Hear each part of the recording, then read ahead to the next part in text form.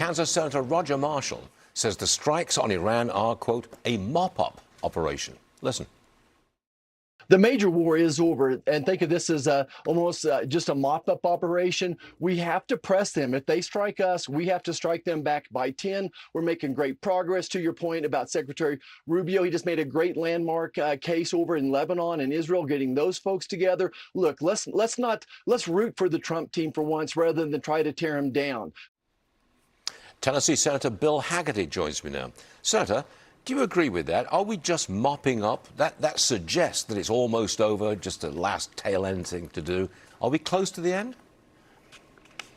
Stuart, I do think we're close to the end. If you think about the target package that Admiral Cooper was executing before we stepped back and had the ceasefire, we were 75 to 80% of the way through with that target package.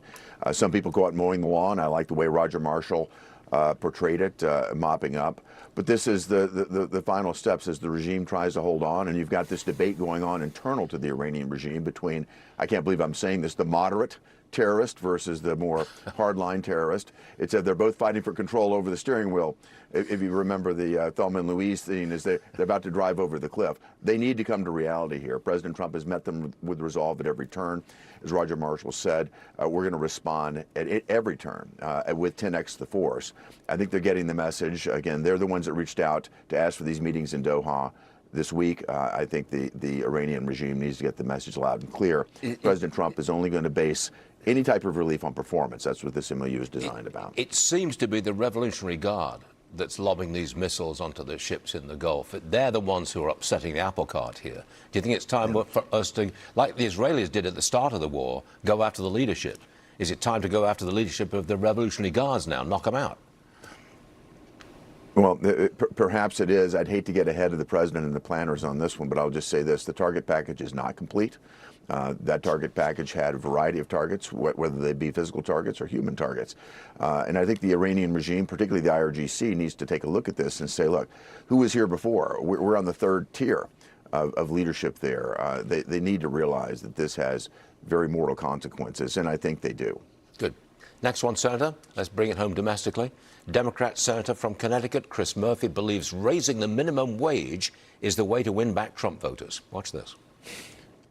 If you ask Democrats in an open survey what they think the minimum wage should be, they say $27. If you ask Republicans, independents, they say $26. You know why? $25 is just the minimum wage you need to pay your bills in this country. And in the most affluent, most powerful country in the world, if you work full time, you should be able to pay your bills. And by the way, we can afford it. It's not like we can't pay a $25 minimum wage. We just choose not to. All right, Senator Hagerty, do you think that a $25 national minimum wage is a winning issue? You know, I think it may be a winning issue within Democrat primaries where the Democrat socialists are taking over the Democrat Party. That clearly seems to be where Chris Murphy is going. I mean, Bernie Sanders was at $17. Now Chris Murphy is coming in at $25. Who's going to bid $30, $50 an hour? This is all about price control, control of the economy, nanny state. They speak as though they've had experience in business. Clearly they don't. What this does is leads to unemployment for young people. You look at what happened in California, more unemployment, more automation, and you know, higher poverty. You look at what happened in Connecticut when they actually tried this. More people on the Medicaid rolls after they actually implemented, you know, more price controls on wages. This is not the way the American economy needs to be focused right now. We need to be focused on international competitiveness. And the Democrats, rather than finding ways to deregulate, you think about what they did in the Biden administration, adding $4 to $8 trillion of incremental compliance cost on the American economy. You think about the war they waged on energy here in America. All of these actions that they've taken to make life less affordable, we're working to deal with it right now. But rather than help us address it, rather than work with us, they want to come up with these, again, socialist ideas. Again, I think it's all politics for people here. They may be considering presidential runs, but you think about how detached they are from reality. Senator Hagerty, as always, thanks very much for being with us today. We appreciate it. Thanks. Great to be with you, Stuart.